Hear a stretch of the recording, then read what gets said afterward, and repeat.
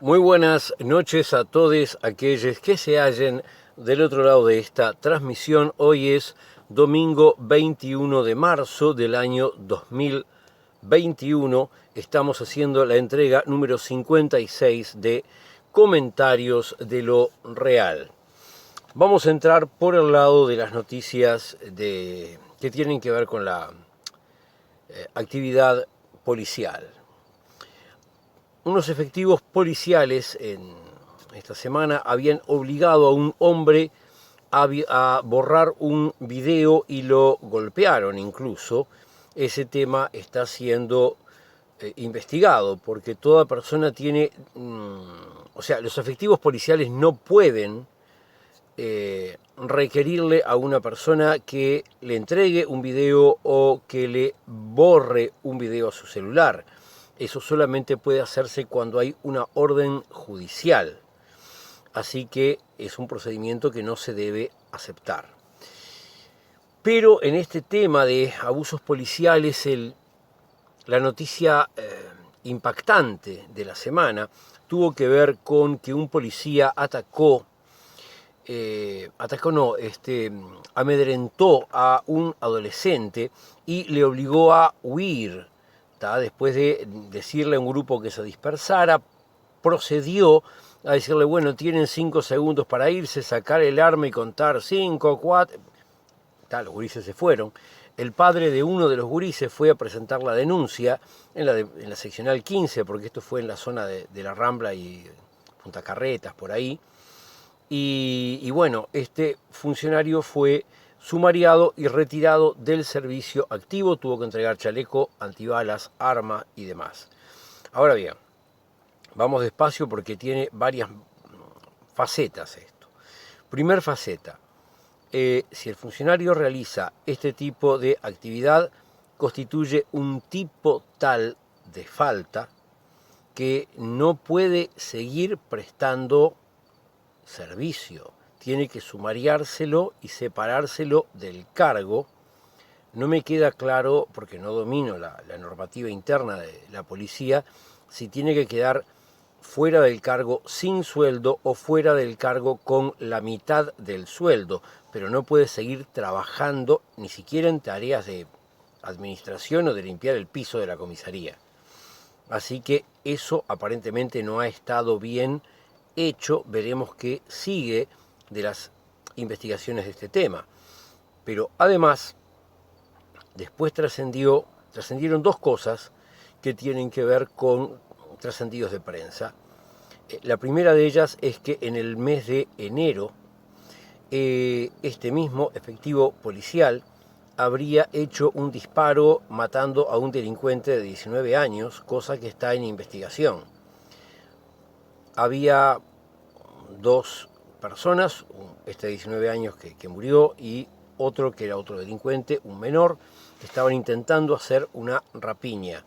Y entonces este policía les dio una voz de alto y disparó contra esas personas que no estaban armadas. Aparentemente en algún momento fingieron estar armados, pero la justicia es la que tiene que clarificar si fue un uso apropiado o no de la fuerza la que hizo este efectivo. Yo no tengo elementos para tener una opinión al respecto con la información que hay.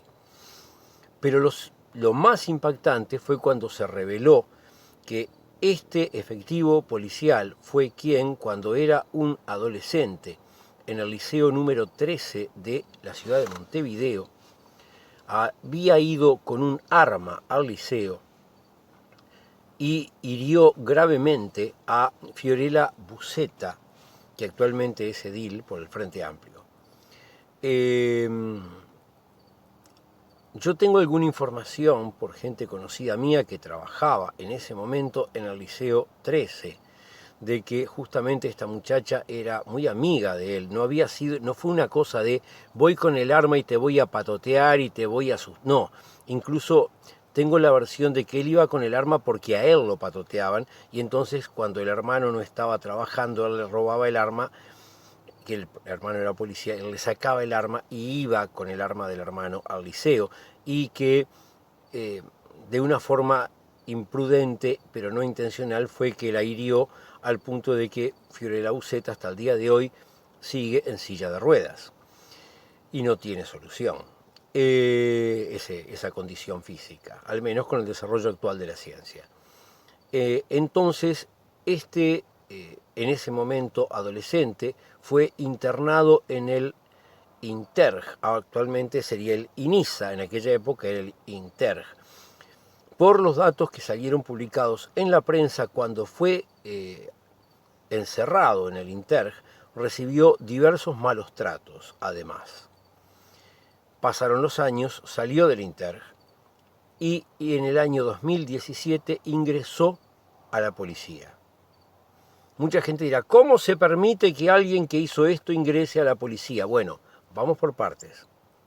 Cuando él hizo lo que hizo, era un menor de edad. Los datos de los hechos delictivos que realizan los menores de edad, salvo que sea rapiña, copamiento, homicidio, son eliminados cuando la persona cumple 18 años. Entonces, cuando fue a entrar a la policía, nos encontramos con que no tenía antecedentes y se lo aceptó.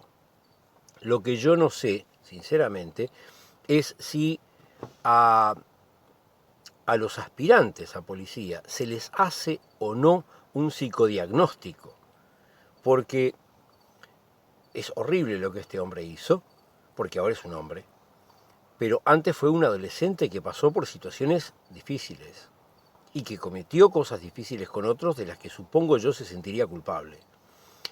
Entonces esta persona, cuando iba a entrar a la policía, y otras más, deberían ser sometidos a un sistema de psicodiagnóstico para detectar cuáles son y cuáles no son aptos para trabajar en tan delicada función.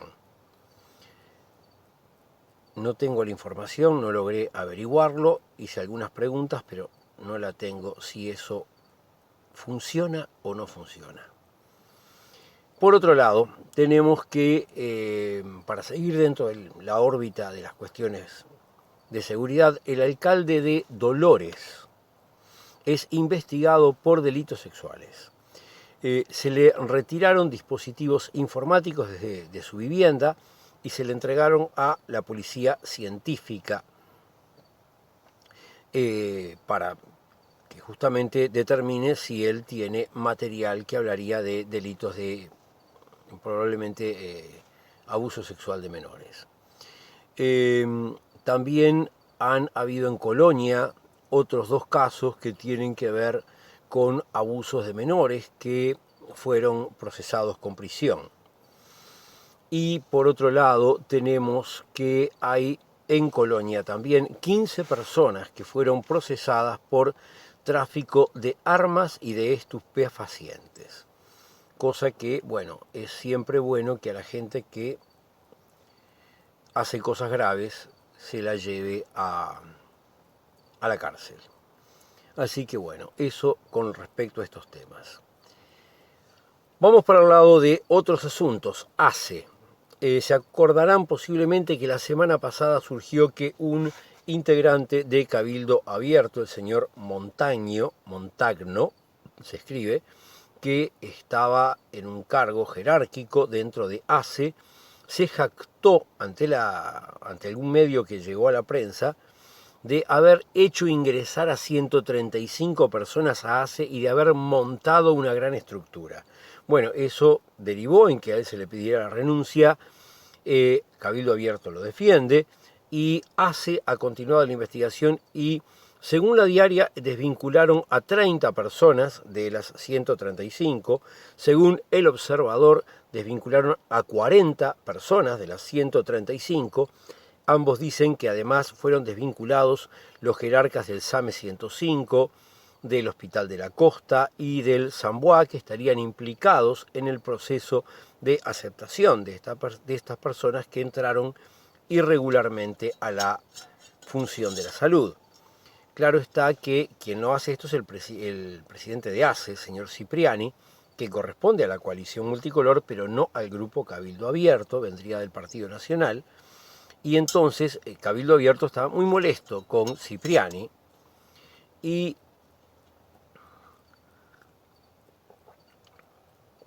eso derivó, entre otras cosas, en alguna nota que hizo Búsqueda al respecto, y la revista Búsqueda, que claramente es de derecha, no vengan a decir que esto lo dicen los zurditos, recoge la revista Búsqueda algunas declaraciones de Manini, quien habría dicho algo así como que el militar es la antítesis del soldado. El militar se pasa toda su vida cumpliendo órdenes, obedeciendo órdenes y callado. Y eso ha llevado al que el estar ahora vinculados a la función pública política, dentro de Cabildo Abierto hayan, según recoge esta nota, líos chotos que lo hacen ingobernable. Manini habría dicho que Cabildo Abierto tiene líos chotos que lo hacen ingobernable. Una demostración más de que no es fácil estar en la gestión política. Hay mucha gente que tiene una imagen muy mala de los políticos y hay algunos políticos que realmente son mala gente. Igual que hay panaderos o médicos o sanitarios o abogados que son mala gente. Y hay otras personas en todas esas y en muchas otras profesiones más que realmente trabajan realmente con convicción y tratando de hacer las cosas bien. Así que hay que reconocer que en cada profesión hay ciertas habilidades. El político tiene que poder hablar, discrepar, analizar, comentar, tratar de llegar a acuerdos con propios y ajenos. Y esto no son las habilidades que caracterizan a un militar. Pensar que se puede transferir una cosa de un lado al otro, pensar que la política va a andar derechita, porque en el cuartel los hacemos andar derechito, es no entender la diferencia entre una cosa y la otra. Continuamos. Los investigadores del Clemente Estable enviaron una carta al señor presidente de la República pidiendo que revisara los recortes a los presupuestos que se vinculan con la investigación científica. Y además se generó una Asamblea Nacional de Investigadores que tuvo ya lugar. Se reunieron 1.300 investigadores científicos uruguayos. O sea, hay gente que dice, los científicos de Estados Unidos, Europa. Acá en Uruguay hay 1.300 personas que se dedican a la investigación científica. Claro, no salen en los diarios, no salen en la prensa todo el tiempo. Decidieron que van a crear una asociación civil para defender los intereses de ellos y de la investigación científica, pero también que van a reclamar que se revise el presupuesto de la ANI para que se le den los elementos que necesita, porque la ciencia es muy importante y en esta época que estamos viviendo, más importante. Sindicatos. El sindicato del BPS está denunciando ante el Ministerio de Trabajo y Seguridad Social y también ante el Ministerio de Salud Pública que las condiciones de trabajo en varias sucursales no son las adecuadas para llevar adelante en medio de la situación de pandemia. Por otro lado, el núcleo sindical del Liceo 16, o sea, el sindicato de los profesores liceales es FENAPES, la filial de Montevideo es ADES, pero cada liceo, los profesores de cada liceo son un núcleo sindical. Bueno, el del Liceo 16 está declarándose en conflicto porque hay persecución sindical. Dicen que hubieron problemas porque en la sala de profesores, donde no entran los alumnos, había material sindical, cosa que es absolutamente legítima, igual que hay cartelera sindical, etc. Muy bien, había allí material sindical y eso derivó en una persecución de algunos de ellos y por eso están planteando esta situación. Vamos ahora a ver un poquito de cifras.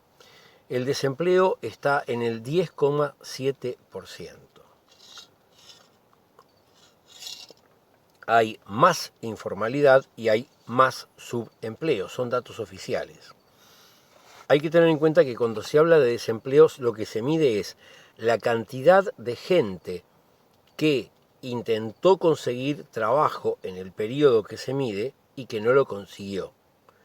O sea, que la gente que directamente dice, no, ¿para qué me voy a mover si no voy a conseguir, me busco una changa?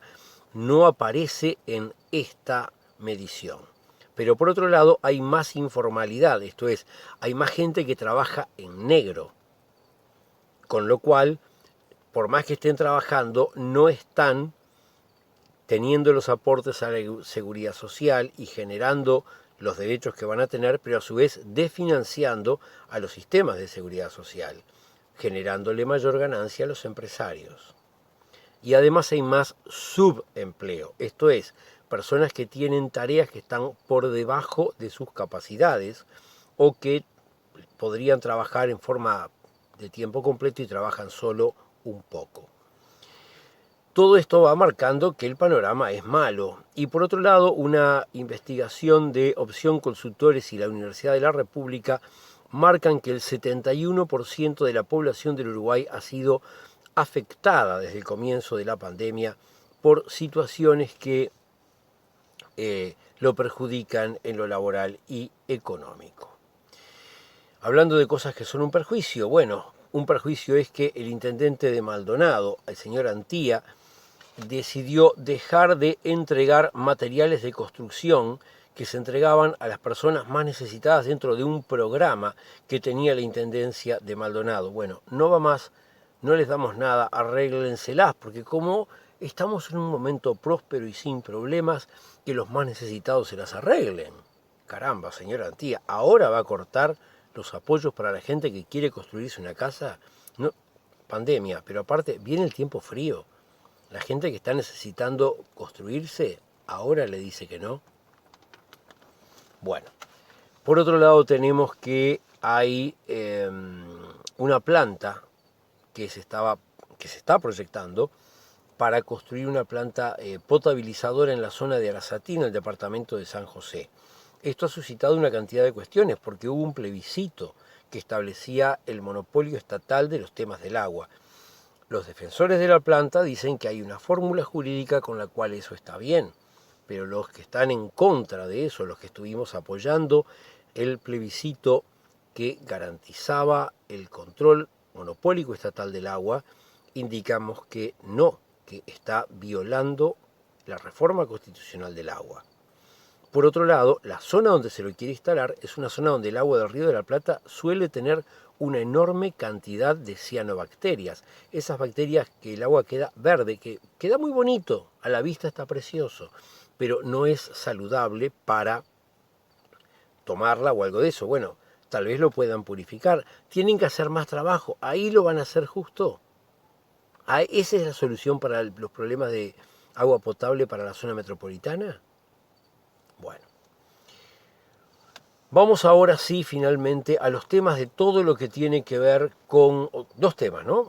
Por un lado lo que tiene que ver con el COVID-19 y después otro tema que en esta semana se ha enlazado muy fuertemente uno con el otro. Tenemos que, para empezar, hubo un atraso en los hisopados. Se perdió el nivel de coordinación y entonces las mediciones que hay están por debajo de las que podrían ser realmente si se hubieran hecho todos los hisopados que se deberían haber hecho.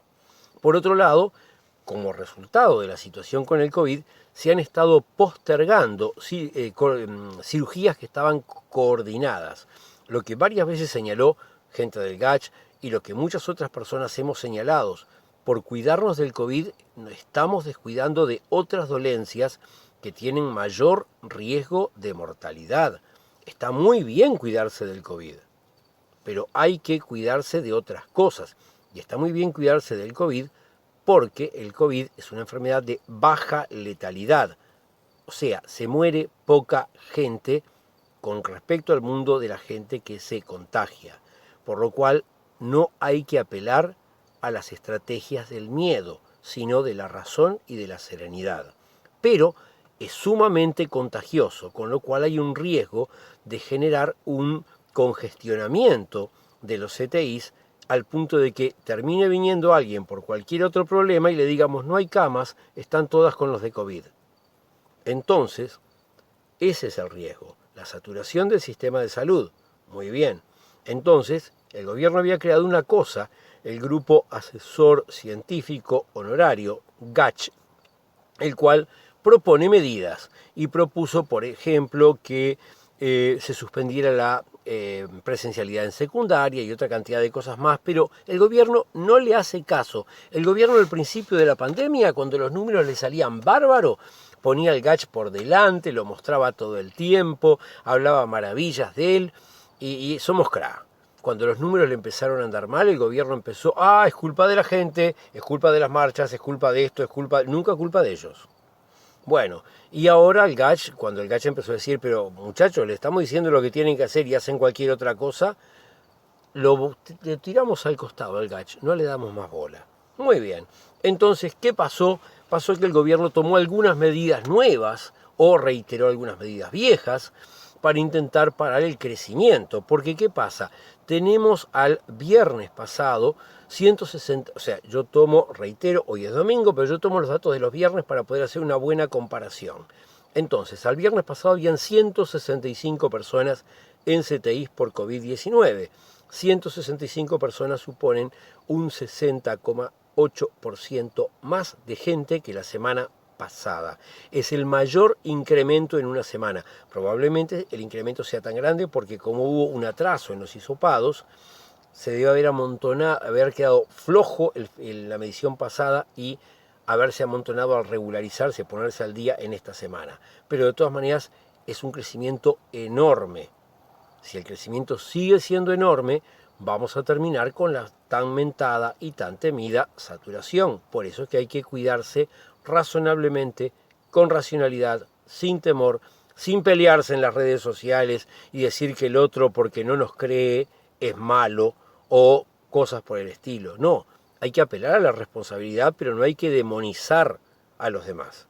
Muy bien, entonces, ¿qué cosas dice el gobierno que va a hacer? Bueno, por un lado, dicen que van a suspender la presencialidad, pero en el departamento de Rivera, donde realmente las cifras son muy graves. Van a suspender también la práctica de todos los deportes amateurs. Caramba, el deporte es una cosa muy buena, nos levanta los anticuerpos y todo eso. La mayor parte de los deportes se practican al aire libre.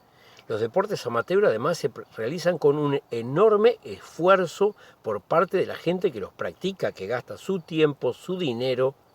No es como el deporte profesional, que es una mina de oro. Bueno, al menos el fútbol a nivel internacional. No, el deporte amateur es una cuestión de amor y sacrificio a una actividad. Ahí van a trancar, que aparte no es tanta gente. Bueno, en fin. Pero además pusieron, esta sí me parece buena, volvieron al aforo de 50% en los ómnibus interdepartamentales de larga distancia. Y el presidente dijo, nosotros ya hemos hablado con la gente ya sabe qué es lo que hay que hacer, que cada uno maneje sus perillas, o sea, se está lavando las manos. Como Poncio Pilato, ustedes arréglensela, ya saben lo que tienen que hacer. Si se mueren, jódanse, es porque ustedes son irresponsables. Yo, olímpico, hago surf. Pero además, y esto es posiblemente la pieza más grave, extendieron, ya lo votaron en el Parlamento, extendieron por 120 días más la prohibición de aglomeraciones. Bien, 120 días más. Estamos en marzo. Hasta abril, mayo, junio, julio. 120 días, 4 meses. En esos 4 meses, ¿saben qué pasan? Termina el plazo para reunir las firmas contra la LUC. Ya vamos a hablar de eso en unos minutos. Están extendiendo 120 días o sea, le dicen al gobierno, vos podés extenderlo, no tenés que consultar al Parlamento, extendés solo por 120 días por tu voluntad. Le están diciendo al gobierno, podés extenderlo para impedirle a la militancia de izquierda conseguir firmas contra la LUC. Pero además, cae dentro de este periodo la marcha del 21 de mayo por los desaparecidos. Están buscando aprovechar la LUC para desmovilizar. No tienen ningún prurito. Bueno, más noticias al respecto de la LUC. Los vacunatorios son un desastre. ¿Por culpa de los vacunatorios? No, señor. Por culpa de que el sistema de agenda no permite que la gente funcione. Dijeron, vamos a habilitar tal día, pero el día anterior ya estaba totalmente el sistema habilitado y entonces la gente se mandó toda a notar y el sistema colapsó. En un primer momento no sabíamos si era por el ancho de banda, por el servidor o por el programa.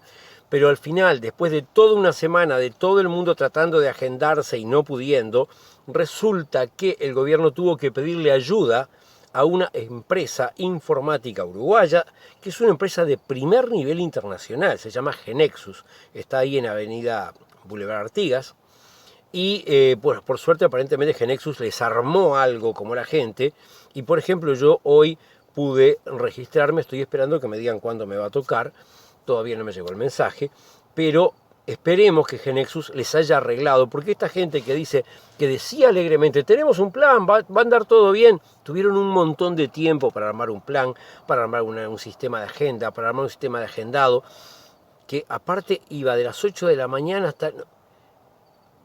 Bueno, lo van a extender, pero además van a abrir más vacunatorios, porque con la cantidad de vacunatorios que habían, íbamos a estar un tiempo enorme para terminar de que todo el mundo se vacunara, y además con grandes problemas. Por ejemplo, en Canelones, la Intendencia Municipal de Canelones le ha ofrecido al gobierno nacional más locales para vacunatorios. En Colonia, hasta una diputada del propio partido de la coalición multicolor, creo que colorada, está reclamando más vacunatorios en Colonia, el departamento que tiene mayor cantidad de ciudades. Entonces, bueno, todo esto muestra la improvisación atroz en la gestión del sistema de vacunación que está manejando esta gente, que son verdaderamente ineficaces. Ahora, con respecto a las firmas, muy bien. Había salido en el diario El País, ese diario que alcahueteaba la dictadura, ese diario que deberíamos decir primero siempre en la historia de la ignominia y la vergüenza. Muy bien. Ese diario dijo que se habían reunido muy pocas firmas y lo que estaba poniendo era la cantidad de firmas que reunían los sectores del Frente Amplio. Pero los comités de base reunieron más, el PIT-CNT reunió más, los grupos feministas, FUCBAM, una cantidad de organizaciones.